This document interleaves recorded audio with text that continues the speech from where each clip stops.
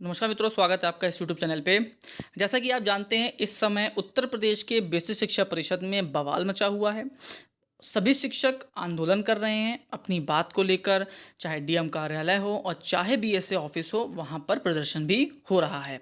और साफ मांग है कि हम अपनी मांगों को लेकर अडिग हैं। आप हमारी मांगें पूरी करिए, तभी ऑनलाइन अटेंडेंस की बात होगी।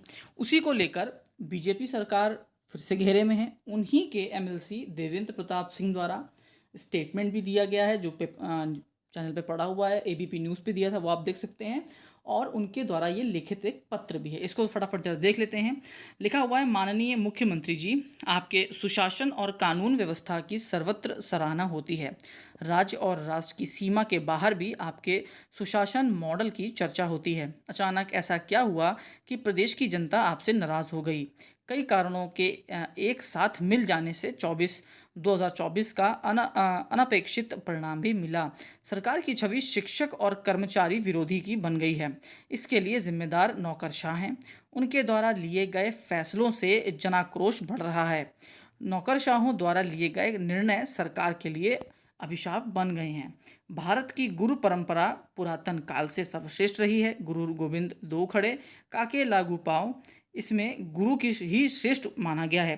प्राथमिक शिक्षक कोरोना काल में जब रक्त के रिश्ते भी बेमाने हो गए थे, ऐसे संकट काल में चुनावी दायित्व का निर्वहन करने में 1621 शिक्षक अकाल मृत्यु के शिकार हुए। उनका लोकतंत्र के लिए दिया गया बलिदान भूला दिया गया है। भारत को पोलियो में विश्व रिकॉर्ड दिलाने वाले शिक्षकों को डिजिटल हाजिरी के नाम पर अपमानित और प्रताड़ित किया जा रहा है।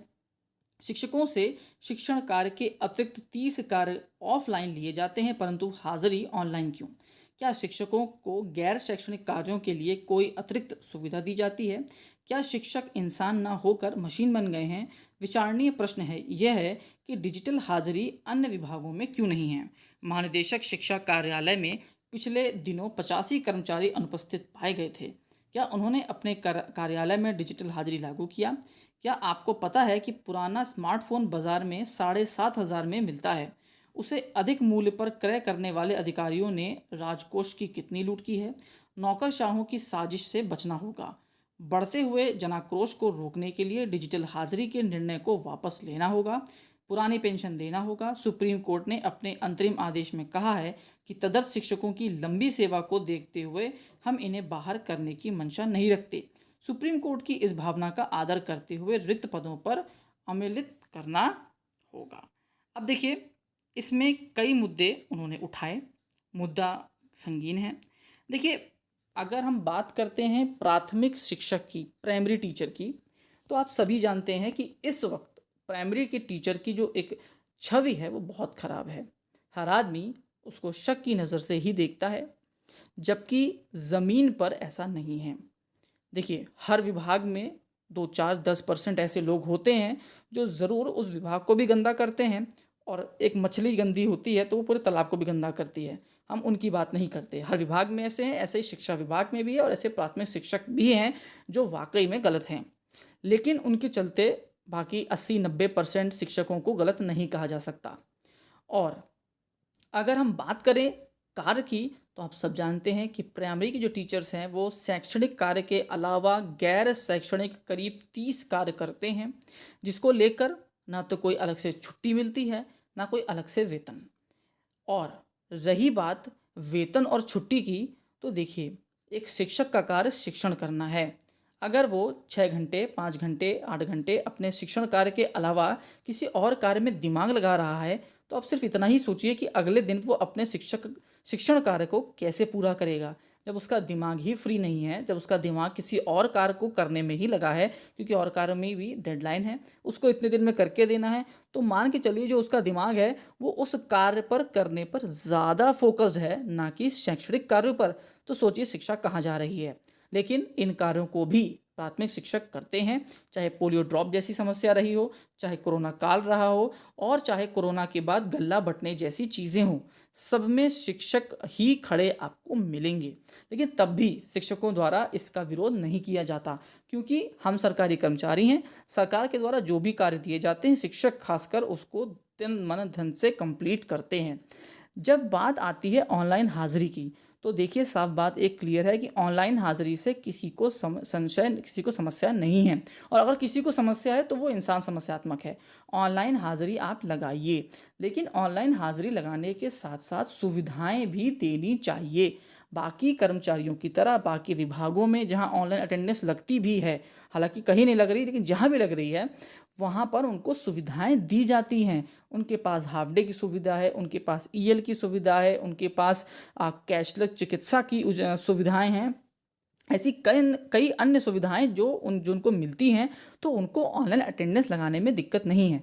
14 सीएल में पूरा साल काटना एक बहुत कठिन कार्य है, क्योंकि देखिए जो लोग सुन रहे हैं थर्ड पर्सन है, उनको लग रहा होगा 14 सीएल छुट्टी में क्या दिक्कत है, ये है प्राइवेट में तो ऐसा होता है, वैसा होता है। तो देखिए, आप अगर स्वयं अपने आप को किसी किसी के चप्पल में जब डालेंगे ना अपना पैर, तब आपको समझ में आएगी कि वो चप्पल कितना काटती है। देखिए, ज्ञान देना बहुत आसान होता है, दूसरे को भी उँगली उठाना बहुत आसान होता है, लेकिन आप कभी उसकी चप्पल पहन के तो देखिए, तब आपको समझ में आएगा ना कि उसमें कंकड़ भी लगते हैं और वो काटती भी है चप्पल। तो 14 सीएल में पूरा साल काटना बहुत टफ काम है।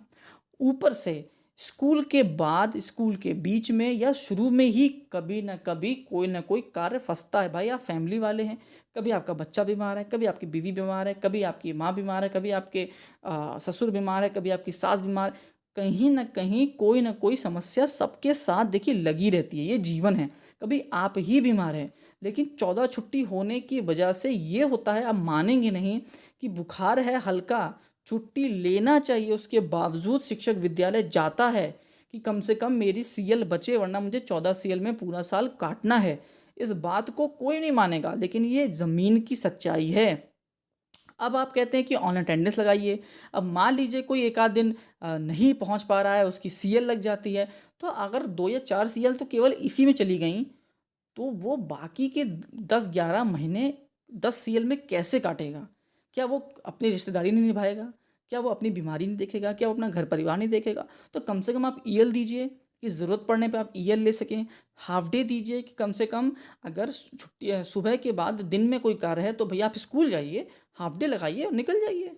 क्यों आप पूरे दिन की छुट्टी लगाएँगे जब आपको पूरे दिन का काम ही नहीं है? तो इस तरह के अव्यावहारिक नियमों के साथ ऑनलाइन अटेंडेंस लगाना नामुमकिन है।